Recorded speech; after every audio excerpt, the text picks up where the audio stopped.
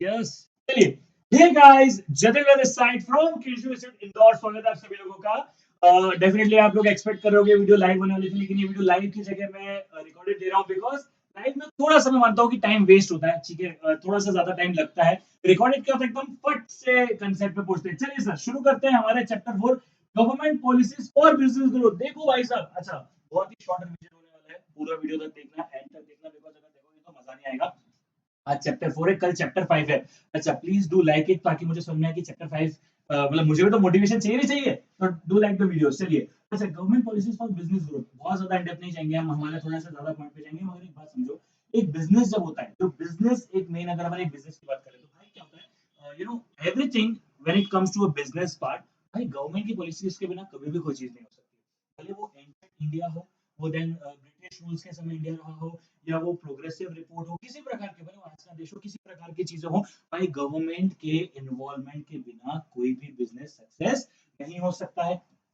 Sir वैसे एक मन में डर होगा, सर आपके नोट्स से क्यों नहीं पढ़ा रहे हो? देखो, प्रोटेक्टिव पॉलिसीज मेरे नोट्स में नहीं दी हुई, एक दो चीजें थी जो नहीं थी, तो इसलिए मैंने यहाँ पे आप लोगों को मॉडल खोली और मैं आपको बता दूंगा क्या क्या नहीं है। ठीक है, चलिए ज्यादा ज्यादा डिटेल में नहीं जाऊंगा, लेकिन डेफिनेटली ये सब चीजें जो है इतना डिटेल नहीं चलना है, अभी अपन लोग फुल कोर्स में नहीं है। लेकिन हाँ, एंशियंट मतलब आप एक बात समझो भाई, आज से हिंदुस्तान में पॉलिसी नहीं बन रही है। आप याद करो, हिंदुस्तान को सोने की चिड़िया अभी तो ना कहा जाता, पहले से कहा जाता। तो क्यों कहा जाता? Because we were in the ruling things. ठीक है, हमारे पास बहुत अच्छी अच्छी यूनिवर्सिटी थी, तक्षशिला थी, नालंदा थी, ठीक है, वैशाली थी। This were our biggest universities. मतलब जब जिन्हें जलाया गया तो 3-3 महीने तक तो सिर्फ आग लगी रही। लेकिन इंपॉर्टेंट क्या है? इंपॉर्टेंट ये कि इसी बीच बहुत सारे अच्छे अच्छे हमारे देश में एम्परर भी रहे, which was one of them was Chanakya. ठीक है, चाणक्य जो थे वो इंटेलेक्चुअल गुरु भी माने जाते हैं।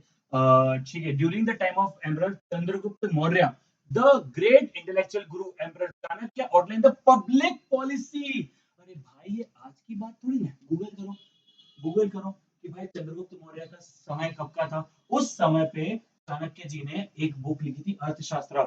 सर बेटा ये इंपॉर्टेंट है, तभी मैं पढ़ा रहा हूँ, आज से इंपॉर्टेंट चीजें पढ़ा रहा हूँ, कुछ नहीं पढ़ा रहा हूँ।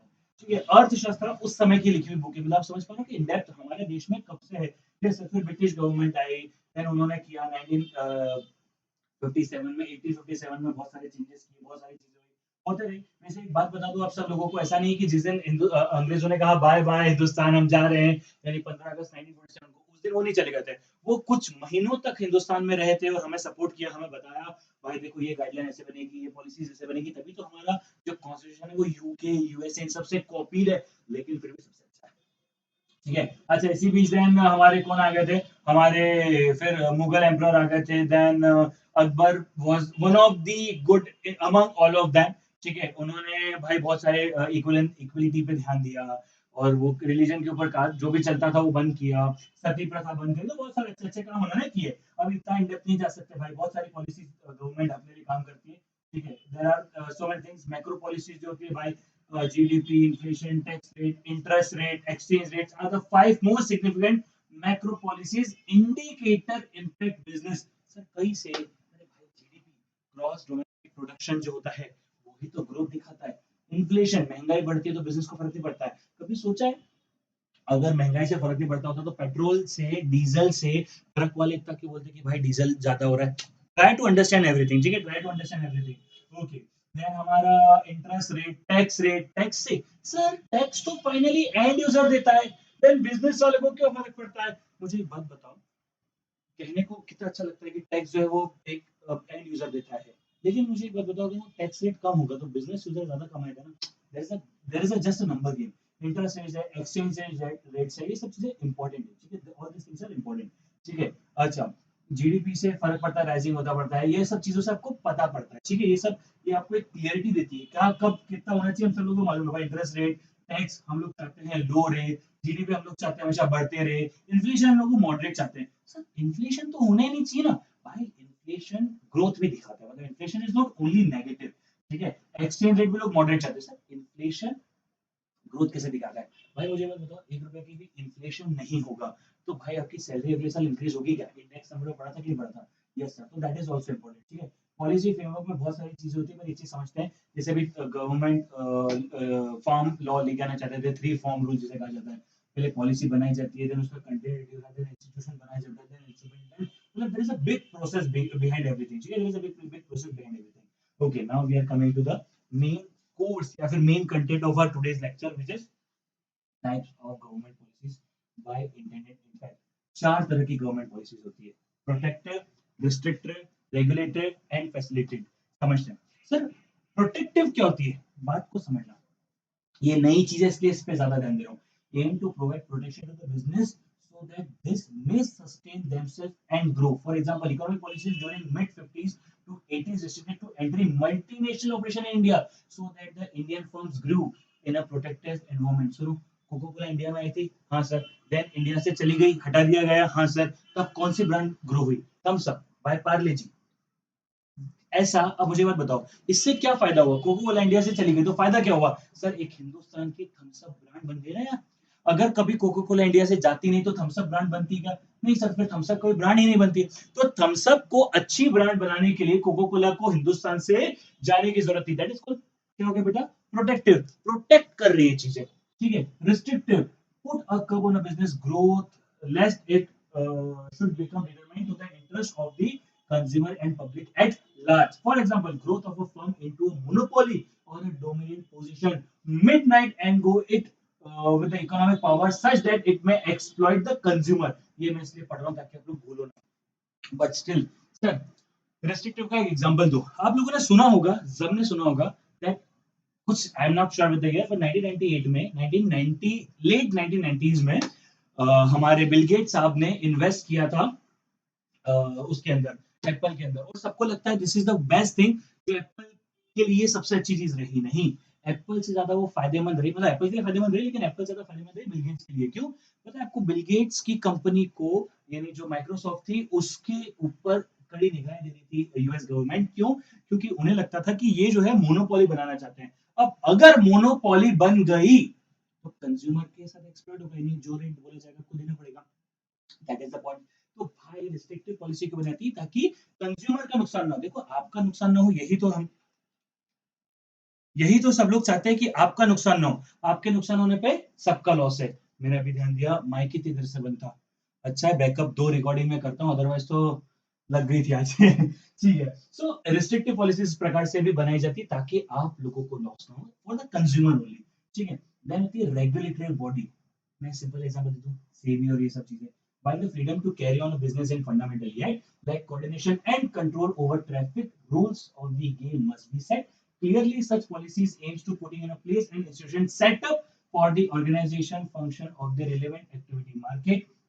अच्छा, सब लोग अच्छे से काम करें, सब लोग अच्छे से देखें, इसलिए रेगुलेटरी बॉडी बनाई जाती है। अच्छा देखो, खुद ही नाम देके रखा है, RBI, SEBI, IRDA, chapter number 5 में पढ़ा गया सब चीजें। हाँ sir, coming to the point, कल पढ़ेंगे ना। ठीक है। आरबीआई क्या करती है? आरबीआई देखती है सर बैंक को गलत तो नहीं कर रही। आपको पता है बैंक ऑफ राजस्थान करके कुछ हुआ करती थी, उससे आईसीआई के साथ मर्ज करवा दिया गया। क्यों भाई? तेज चलने लग गई थी। सबके साथ तेज चलने का, आरबीआई से तेज नहीं चलने का।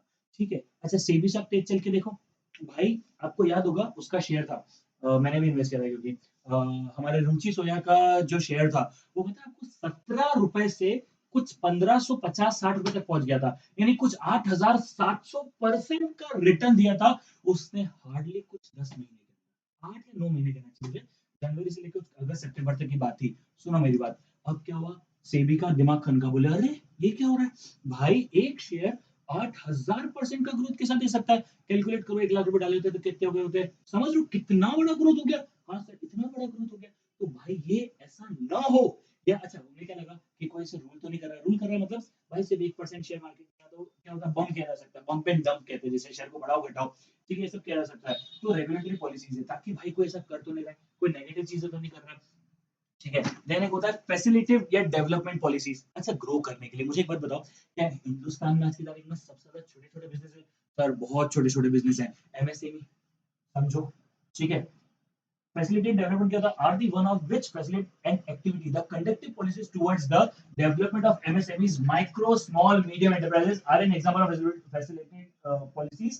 The formation of the National Skill Development Corporation is another facilitating policies of Government of India. आपको पता है NSDC, national skill development corporation के अंदर क्या हुआ था? मेरा एक दोस्त था जिसे कोर्स करना था स्केचिंग का उसे कोर्स करना था। और स्केचिंग का जो कोर्स था वो कुछ 60,000 रुपए का था, नॉर्मल कोचिंग में जाके करते तो। लेकिन उसने एनएसडीसी के अंदर मात्र 2,000 रुपए, मतलब 199 के अंदर उस कोर्स को निपटा दिया। मतलब ₹1999 के अंदर। मतलब मैक्सिमम कोर्स की प्राइस फीस थी 2000 रुपए। ठीक है, अब भाई एक चीज समझो, इससे देश का क्या फायदा हो रहा है? क्या आज उसे स्केचिंग सीखना आ गई? समझो, गवर्नमेंट ने उसे 60,000 रुपए की चीज 2000 में करवा दी। क्या अब वो उससे कमाएगा क्या? ऑब्वियसली कमाएगा तो कहाँ लेके जाएगा? सर टैक्स चोरी करेगा, ये करेगा, वो करेगा। अरे मान लिया एक आदमी टैक्स चोरी करेगा, लेकिन कम से कम टैक्स के दम पे खाएगा तो नहीं, मतलब अगर गरीब होता या कोई लोअर मिडिल क्लास होता जैसे गवर्नमेंट पैसा दे रही होती तो ज्यादा नेगेटिव था ना, गवर्नमेंट का पैसा खा रहा है। अरे not in negative sense, in positive sense, लेकिन गवर्नमेंट का पैसा खा रहा है। लेकिन इस केस में क्या हुआ? इस केस में एक फायदा हुआ कि भाई मान लिया वो देश से पैसा चुरा रहा है, लेकिन देश का पैसा ले भी तो नहीं रहा है, ये भी तो एक फायदे वाली बात है कि नहीं है? तो टोटल चार चीजें होती है। ठीक है, एक होती है प्रोटेक्टिव, मतलब प्रोटेक्ट करना। ठीक है, that has to be done. ठीक है, जैसे थम्स अप और कोका कोला के समय हुआ एक तरीके से, मान लो रिस्ट्रिक्टिव पॉलिसीज, यानी रिस्ट्रिक्ट करना, मोनोपोली ना होने देना। मुझे पता है क्यों लगता है कि आइडिया कभी नहीं डूब सकती, उसके पीछे एक सबसे बड़ा रीजन है, that is restrictive policies. Government कभी नहीं चाहेगी कि मोनोपोली क्रिएट हो, मतलब डिओपोली भी क्रिएट नहीं होनी चाहिए ना। अभी तो दो ही कंपनी है, रिलायंस और मतलब जियो और एयरटेल। सर बीएसएनएल भगवान से भी ना लगी यार। ठीक है, रेगुलेटिव पॉलिसीज मतलब क्या हो गई? रेगुलेटिव पॉलिसीज भाई ये भी एकदम सिंपल सी चीज है। सो इस प्रकार से आपके पास एक और चीज बचती है, कौन सी? वो फैसिलिटेटिव पॉलिसीज। फैसिलिटेटिव पॉलिसी मतलब क्या हो गया? चीजों को बढ़ावा देना। मतलब ये चार चीज होती है। इसमें समझ में आया? एग्जांपल समझ में आया सब लोगों का? कभी कभी एग्जांपल पूछ लेते हैं। ठीक है, रिस्ट्रिक्टिव के अंदर ज्यादा कुछ भी नहीं है। रेगुलेटिव के अंदर कौन कौन है? Director general of foreign trade, DGFT. आज तक क्वेश्चन नहीं आया, पूछा जा सकता है, याद रखना। ठीक है, आरबीआई है, सेबी है, आईआरडीए है। ठीक है, ये हमारे अंदर देखे रखिए। फैसिलिटी के अंदर मेनली दो लेके रखिए, एक एमएसएमई, एक एनएसडीसी। ठीक है, तो ये इंपॉर्टेंट है। ओके, और फिर एक ऐसी चीज जिसने हमारे देश का नक्शा बदल दिया। भले हम कितना भी कह लें कि सरदार जी ज्यादा बोले नहीं, लेकिन जो सबसे अच्छा काम किया उन्होंने एलपीजी तो किया यार। चाहे कुछ भी बोलो यार, मतलब बंदे ने बहुत अच्छा काम किया। ठीक है, सो लिबरलाइजेशन, प्राइवेटाइजेशन, ग्लोबलाइजेशन। लिबरलाइजेशन का मतलब क्या था? लोगों को लिबर्टी दो, बोलो आजादी, बोलो आजादी। यही काम किया गवर्नमेंट ने आप लोगों के लिए। बोले क्यों? बोले यार आपको ज्यादा चीजों को, हर एक चीज की परमिशन लेने की जरूरत नहीं है। हर एक चीज का ऐसा नहीं कि सर हम ये काम कर ले, ये लाइसेंस ले लो। किसे कहते थे? लाइसेंस राज। ठीक है, लाइसेंस राज कहा जाता था 1991 से पहले। लाइसेंस राज का मतलब पता है क्या होता था? कि हर चीज के लिए आपको लेना पड़ता था कि भाई मुझे बिजनेस खोलना, मुझे लाइसेंस दे दो। देखो एक बात बताओ, एक मिनट लूंगा। आज ऐसा सोचने में जरूर लगता है कि यार उस समय यार लाइसेंस राज कितना गलत था, लेकिन आप एक मिनट के लिए सोचो, देश में उस समय के लिए एक बार सोच के देखना, अंग्रेज किस नाम से आए थे 1600 के अंदर? वो आए थे मसाले का बिजनेस करने के नाम से, and they and up with ruling India. तो यही डर था उस समय की गवर्नमेंट को कि भाई कहीं ऐसा तो ना होगा कि फिर से कोई बिजनेस आएगा, फिर से हमारे ऊपर कब्जा पाएगा। समझ रहे बात को? तो ये जो है ना, वो एक डर के अंदर पॉलिसी बनाई गई है। मैं इसलिए बता रहा हूँ क्योंकि बहुत सारी चीजों को नेगेटिव तरीके से देखा जाता है। मतलब एक आपके अंदर ना एक क्लियर थॉट प्रोसेस होना चाहिए। ठीक है, चलिए लिबरलाइजेशन किया जिसके अंदर बहुत ज्यादा चीजों को किया। आपकी इंडस्ट्रीज कितनी बड़ी भी हो सकती है, कितना भी आप बिजनेस कर सकते हो, आप सारी चीजों को कर सकते हो। एंड बहुत सारी पावर्स दी गई, एंड गवर्नमेंट ने बहुत सारी लिबर्टी दी कि भाई तुमको जैसा बिजनेस करना है तुम करो, सारी चीजें करो। ठीक है, देन आया प्राइवेटाइजेशन। प्राइवेटाइजेशन का मतलब क्या होता है? प्राइवेटाइजेशन का मतलब होता है कि भैया गवर्नमेंट का काम क्या है? सरकार का काम है सरकार चलाना, देश चलाना। ठीक है, सर कानून बनाना। क्या सरकार का काम सिर्फ बिजनेस करना है क्या? बोले नहीं। तो एक रूल बनाया गया, बोले यार देखो एक बात समझो, अपन क्या करते हैं? अपन ना जितनी भी लॉस मेकिंग कंपनीज है इंडिया की, ठीक है, जितनी भी लॉस मेकिंग कंपनीज है इंडिया की, उन्हें प्राइवेटाइज कर देते हैं। रूल क्या बना? रूल बना कि बोले यार देखो, जैसे मैं आपको एग्जांपल देता हूँ। उस समय एक कंपनी थी, एक थी बॉम्बे फिल्म स्टूडियो करके, कुछ ऐसी ऐसी कंपनियों के नाम थे। ठीक है, ऐसी बहुत सारी कंपनियां थी। प्लान क्या बनाया मनमोहन सिंह जी ने? मनमोहन सिंह जी ने प्लान बनाया, बोले ने काम करते हैं जितनी भी लॉस मेकिंग कंपनियां, बोले वो प्राइवेटाइज कर दो, क्योंकि प्राइवेट लोग हैं वो खुद काम करवा लेते हैं, काम करना जानते हैं। हमारा काम काम करना है, काम करवाना नहीं है। इसी बीच during the prime minister of mister था, I am sorry for the name यार, था चेर या जो भी है, British coal mines were privatise, many of the components of the national health care service and school education were privatise. अच्छा एक चीज बता रहा हूं, मैंने क्यों नाम दिया इनका। इनके बीच पता है कुछ, मान लो एक मिनट के लिए 36 कंपनियों को प्राइवेटाइजेशन किया गया था ना, तो उसमें से 33 प्रॉफिट मेकिंग थी, सिर्फ 3 ही कंपनियां लॉस मेकिंग थी। मतलब प्राइवेटाइजेशन जो उस समय किस एम से किया गया था? कि लॉस मेकिंग कंपनी, मतलब बेच का मूवमेंट नहीं था वो। वो ऐसा था कि भैया जो कंपनियां लॉस मेकिंग है ना, उन्हें अपन प्राइवेटाइज कर देते हैं, वो संभाल लेंगे, प्रॉफिट वाली अभी हम हमारे पास रख लेते हैं। लेकिन कुछ पर्सनल इंटरेस्ट के कारण जो हुआ वो ये हुआ कि 36 कंपनियों को प्राइवेटाइजेशन किया गया, जिसमें से 3 कंपनियां ही लॉस में गई थी, बाकी की सारी कंपनियां प्रॉफिट में गई थी। This has to be understood क्या होता है वेज कॉम मूवमेंट और प्राइवेटाइजेशन वाली जो चीजें होती है कैसे होती है। ठीक है, सो प्राइवेटाइजेशन का मतलब क्या है? In the Indian concept privatisation effort was not easy, they were hardly any takers for loss making company public sector industry obviously.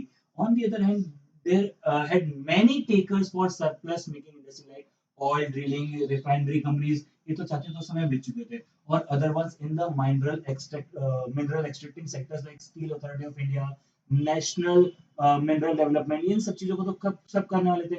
The effort of privatization was accepted by the society with a lot of resistance during the inception of economic liberalization the nation. Obviously मतलब जैसे आज भी हम लोगों को लग रहा है क्या प्राइवेटाइजेशन क्यों हो रहा है, क्या हो रहा है, हमेशा क्या होता है।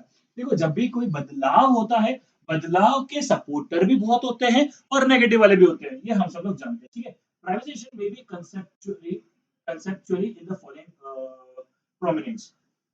हाँ ये ना बस चलो 1 2 3 4 4 प्रकार से प्राइवेटाइजेशन हुआ है। आप लोगों को इसमें डाउट है इसलिए डिस्कशन ज्यादा करेंगे। Delegation, government keep holding of responsibility and private enterprises handles fully or partly the delivery of the product and service. There is an active involvement by government. Delegation may be happen through contact, franchisee, grant, etc. सुनो, delegate कर देना मतलब क्या हुआ भाई, देखो यार हम काम संभाल नहीं पा रहे हैं, ठीक है, तो government keep holds of the responsibility, private enterprise handles fully और partly deliver of the product. भाई देखो धंधा हमारा है, हमको आता है, हम कर लेंगे, तुम थोड़ा बहुत काम करो। मतलब क्या हो गया, मान लो लेबर से काम करवाना है, हम नहीं कर सकते, तुम कर लो। डिलीवरी करना है, हम नहीं कर सकते, तुम कर लो। It could be anything, franchisee बांटनी है, ऐसा कर लो। ताकि क्या हुआ, ना पूरा काम गवर्नमेंट के ऊपर हुआ, ना पूरा काम डायरेक्ट हो गया। डिवेस्टमेंट, ठीक है, डिवेस्टमेंट क्या होता है, government surrenders partial ownership and responsibility and sell the majority stake to one or more private entities. Divestment मतलब क्या हो गया, गवर्नमेंट सरेंडर पार्शियल ओनरशिप, भाई हमने थोड़ा बहुत आपको दे दिया है, ठीक है, और बाकी जो है हम आपको स्टेक्स वगैरह भी दे रहे हैं, रिस्पांसिबिलिटी भी, partial ownership and responsibility and sell the majority stake, मतलब भाई थोड़ा बहुत काम हमको दो, थोड़ी बहुत चीजें हमारे पास दो, मैक्सिमम तुम रखो, दैट्स कॉल्ड डिवेस्टमेंट। ठीक है, थर्ड डिस्प्लेसमेंट, यानी डिस्प्लेस कर देना। The private enterprises expand and gradually displace the government entity. Deregulation facilitates privatization if it is enable private sector to challenge a government monopoly. मतलब monopoly वगैरह के case में रहता है। The government monopoly through BSNL and TNL has been displaced by the private sector. मतलब क्या हो displace, मतलब ऐसा नहीं कि आओ बैठो कागज पे साइन करो और जाओ, ना ना ना ना ना, ये धीरे धीरे, ठीक है। डेलीगेशन, काम डेलीगेट करना। डिवेस्टमेंट मतलब भाई हाँ आपको थोड़ा शेयर भी दे रहे, हम सारी चीजें कर रहे हैं, काम भी दे रहे। डिस्प्लेसमेंट, तुम उनको डिस्प्लेस कर दो। Disinvestment, selling a portion of ownership in the public enterprises private parties. अभी क्या हो रहा है, अभी डिसइन्वेस्टमेंट हो रहा है, ये तीन चीजें नहीं हो रही। डिसइन्वेस्टमेंट मतलब हमें पैसा चाहिए देश चलाने के लिए, that is the kind of meaning of disinvestment. Delegation मतलब काम देना, डिस्प्लेस करना मतलब हमें निपटा देना, डिसइन्वेस्टमेंट मतलब पैसा आने दो, बचा कौन, डिवेस्टमेंट। तो डिवेस्टमेंट मतलब भाई हम काम भी दे रहे हैं और थोड़ा बहुत आपको रिस्पॉन्सिबिलिटी। समझ में आएगा, आई होप ये चार चीजें क्लियर हुई होगी। ग्लोबलाइजेशन आई थिंक मुझसे कहीं छूट गया होगा, ठीक है, मैंने कहीं तो छोड़ गया होगा मुझसे। ग्लोबलाइजेशन सबको मालूम है ना सर, ग्लोबलाइजेशन का मतलब क्या होता है सर? ग्लोबलाइजेशन का एकदम सिंपल सा मतलब होता है कि भाई देश के लोग बाहर वालों को इंडिया आने दो और इंडिया वालों को बाहर जाने दो। सर मतलब क्या हुआ, एक बात समझो, आपको इसके पीछे भी सिंपल सा लॉजिक समझना। हाँ, चलिए ग्लोबलाइजेशन का मतलब क्या होता है सर? देखो एक बात बताओ, आज अगर अपन ग्लोबलाइजेशन पूरी तरह से रोक देते कि नहीं यार, ना कोई बाहर आएगा ना कोई बाहर जाएगा, ऐसा अगर अपन स्ट्रेटजी बनाते, जैसे अपन बनाते, मुझे मैं बताऊं, आपको पता पड़ता है कि टेस्ला क्या कर रहा है, क्योंकि तब यूट्यूब भी तो नहीं होगा इंडिया में, तब कुछ भी तो नहीं होगा। तो ग्लोबलाइजेशन का मतलब क्या होता है, फॉरेन चीजों के अंदर, ठीक है। सो फॉरेन या अब्रॉड अगर जो कहा जाता है आम भाषा में, तो अगर हमें कोई फॉरेन से रिलेटेड कोई भी चेंजेस करने होते हैं, कुछ भी रूल्स बनाने होते हैं, तो दैट इज कॉल्ड ग्लोबलाइजेशन, ठीक है। मतलब ग्लोबल जब हमारे से रिलेटेड होता है, आज डोमिनोज नहीं होता, शायद ये माइक बनाने वाली कंपनी नहीं होती, कैमरा बनाने वाली कंपनी तो पक्का नहीं होती, पैनासोनिक का कैमरा नहीं होती, एचपी, मैं भी एचपी के लैपटॉप से लाइव बैठा हुआ हूँ, नहीं होता, मेरा ब्लैक डिस्क, अरे ये ब्लैक डिस्क बोल रहा हूँ, सॉरी, ब्लैक मैजिक, ठीक है, समझ रहे हो क्या, ये कुछ भी नहीं होता है यहाँ पे, जो भी हम लोग अभी आसपास में देख पा रहे हैं ना, सब कुछ भी नहीं एग्जिस्ट करता, that is the point, that is the point of globalisation. अच्छा, अब हिंदुस्तान को पैसे की तो जरूरत है, आज भी हिंदुस्तान को पैसे की जरूरत है, ऐसा तो नहीं पैसे की जरूरत नहीं है, किसको नहीं है, अगर आप ग्रो कर रहे हो, अगर आप आगे बढ़ना चाहते हो और अगर आप आगे बढ़ रहे हो तो आपको पैसे की जरूरत है। तो क्या होता है, एक फॉरेन डायरेक्ट इन्वेस्टमेंट इंडिया होता है, ठीक है, ये क्या होता है sir, FDI kind of things, ये लोग क्या होते हैं, ये लोग इंडिया में पैसा डालते हैं। आज एक बात बताओ, अमेज़न के खिलाफ एक ऑर्गेनाइजेशन है जो हर तीसरे दिन मोर्चा डाल देती है, हर तीसरे दिन, कि भाई ये गलत करे, ये गलत करे, ये गलत करे, ये गलत करे, हर तीसरे दिन ऐसा चालू हो जाता है। Now point to be noted here, ठीक है, फिर भी गवर्नमेंट अमेज़न के खिलाफ क्यों कुछ नहीं करती, दैट इज द पॉइंट। अगर गवर्नमेंट इंडिया की चीजों को इतना बढ़ावा देना चाहती है तो फिर गवर्नमेंट बाहर वाली कंपनियों को इंडिया में आने क्यों देती है, because of FDI, foreign direct investment. ये लोग कौन है, ये इंडिया में आते हैं, इंडिया में आके काम करते हैं, अगर कोई कंपनी इंडिया में आके काम करती है तो हमें एम्प्लॉयमेंट मिलता है। Let me give you best example, Tesla वाले भाई हर थोड़े दिन में अगर आप कभी टेस्ला को ट्वीट कर दो कि why Tesla is not in India, आपको इलू भाई का मैसेज आएगा, बोलेंगे इलू इलू क्या है, ठीक है, इलू भाई का रिप्लाई आएगा, इलू भाई बोलेंगे आपको, बोले चुड़ू हम तो कब से है रेडी तैयार, गटकाले सही है अल्कोहल से, मतलब आप अपनी सरकार को मना लो, हम तो आज ही आ जाएंगे।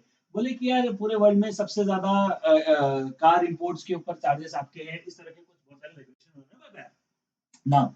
गवर्नमेंट इलेक्ट्रिक को ग्रो करना चाहती है, इलेक्ट्रिक कार्स को भी लाना चाहती है, लेकिन फिर भी गवर्नमेंट आपके टेस्ला को नहीं आने देना चाहती, क्योंकि गवर्नमेंट बोल रही है टेस्ला आओ, मगर आपको आना पड़ेगा इंडिया में एफडीआई के थ्रू, मतलब आओ इंडिया में फैक्ट्री लगाओ, बिजनेस करो और फिर तो बेचो, हम आपके साथ हैं, तुम संघर्ष करो, हम तुम्हारे साथ हैं, that is what the meaning of FDI, ठीक है, बाकी आप लोगों को मालूम है, ठीक है। अच्छा, permission for foreign direct investment is not uniform for all sectors, obviously बात है, some sectors are opened up for 100%, some में, लेकिन मैं आपको एक बात समझाऊं, हाई प्रायोरिटीज एरिया में 100% इन्वेस्टमेंट अलाउड है। अभी रिसेंटली क्या हुआ, टेलीकॉम इंडस्ट्री में 100% इन्वेस्टमेंट अलाउ कर दिया, क्यों किया, क्योंकि भाई हमें समझ में आ गया कि अभी टेलीकॉम इंडस्ट्रीज की 12 बज रही है, जियो के आने के बाद टेलीकॉम इंडस्ट्रीज की 12 बज रही है, 100% अलाउ कर दिया, हाई प्रायोरिटीज एरिया जो जो हमें नहीं आता है 100% अलाउ कर दिया, ग्रीनफील्ड एयरपोर्ट्स हमें नहीं आते 100% अलाउ कर दिया। सो भाई इसका सिंपल सा लॉजिक है, जो हमें आता है उसमें कम है, जो हमें नहीं आता उसमें ज्यादा है, that is the basic logic. लेकिन कुछ इंडस्ट्रीज हैं जिन्हें पूरी तरह से रोका गया है, एटॉमिक एनर्जी कोई इन्वेस्ट नहीं कर सकता, लॉटरी बिजनेस नहीं कर सकते, गैम्बलिंग एंड बेटिंग नहीं, लेकिन इसके पीछे भी एक प्रॉब्लम है जो मैं आगे आपको बताऊंगा, गैम्बलिंग एंड बेटिंग नहीं है, बिजनेस ऑफ चिट फंड्स नहीं है, निधि कंपनीज नहीं है, agriculture excluding horticulture, horticulture development of seeds, animal husbandry, pisciculture, cultivation of vegetables, mushrooms, etc. under control condition and service related to agro and allied sector ये allowed नहीं है, plantation activities other than tea plantation, sir ऐसा क्यों, अरे चाय हम पूरे विश्व में भेजते हैं, हमारी चाय बहुत अच्छी, भले चाइना ने उसे बनाया होगा लेकिन हम चाय के बहुत शौकीन हैं और हम चाय को जो है पूरे विश्व में एक्सपोर्ट करते हैं, हमें मालूम है कि भाई हमें ज्यादा क्वांटिटी की जरूरत पड़ती है, हमें ज्यादा ज्ञान की जरूरत पड़ती है, इनको आन दो, ठीक है। Housing and real estate business except development of township, township development allowed है, ठीक है, construction of residential commercial premises roads और bridges to the extent specified, क्यों, क्योंकि हमें मालूम है टाउनशिप वर्ल्ड में टाउनशिप बहुत अच्छी अच्छी, हमें नहीं आती उतनी अच्छी, बुला लो, construction of residential and commercial premises हमें नहीं आता, आन दो, मतलब आप हाउसिंग एंड रियल एस्टेट में नहीं आ सकते लेकिन आप डेवलपमेंट कर सकते हो, समझ रहे बात को, yes, trading in transferable development rights, ठीक है, मैन्युफैक्चर ऑफ सिगार, चेरोट्स, ये नाम नहीं पता नहीं है अपन के, सिगरेट्स, सिगरेट्स और तंबाकू सब्स्टिट्यूट्स, इन सब जगह आना अलाउड नहीं है। अच्छा, मीडिया में क्या बोथ वे ब्लॉकेज है क्या, ना अपन किसी की मीडिया में इन्वेस्ट कर सकते हैं ना कोई अपनी मीडिया में इन्वेस्ट कर सकता है, यस ना, yes sir. India has been a prominent destination for FDI flows. India generally receive FDI from US, Britain, Singapore, Japan and USA.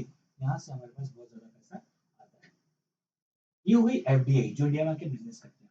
लेकिन देखो हर हर कंपनी या हर आदमी इंडिया में आके काम ना करता है ना कर सकता है। क्यों सर?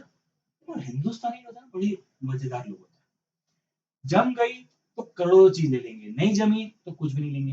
अब क्या होता है, FIIA फॉरेन इंस्टीट्यूशनल इन्वेस्टर्स, ये पूरी एक ऑर्गेनाइजेशन है। ये लोग क्या करते हैं, ये हिंदुस्तान में पैसा लगाते हैं। जैसे हिंदुस्तान ने तो कह के रखा है कि गैम्बलिंग इज नॉट अलाउड, ठीक।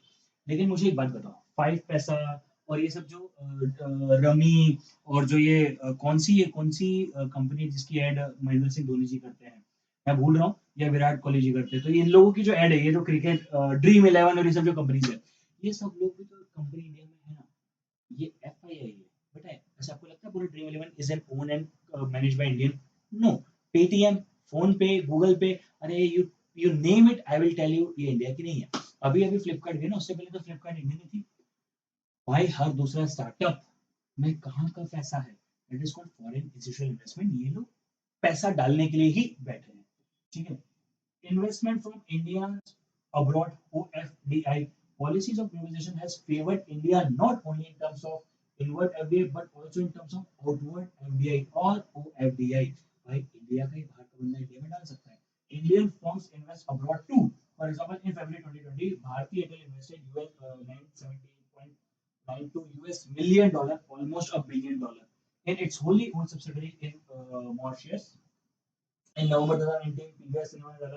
तो मतलब भाई हम हर जगह अलाउ करते हैं एंड हमें उससे कोई प्रॉब्लम नहीं है, ठीक है। हम हर तरह का इन्वेस्टमेंट जो है टेक्निकली अलाउ करते हैं, वो इंडियन यहाँ करे या हम बाहर करें, हमें उससे कोई दिक्कत नहीं है।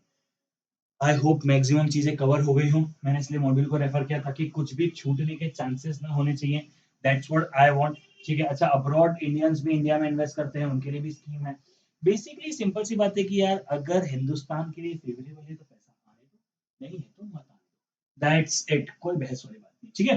चलिए, रिकॉर्डेड नहीं ला पाया, सॉरी लाइन नहीं लेके आया, रिकॉर्ड लेके आया ताकि टाइम बचे। I think that's it for, thank you so much for your, bye bye, take care, see you guys, मिलते हैं, चलो बाय बाय।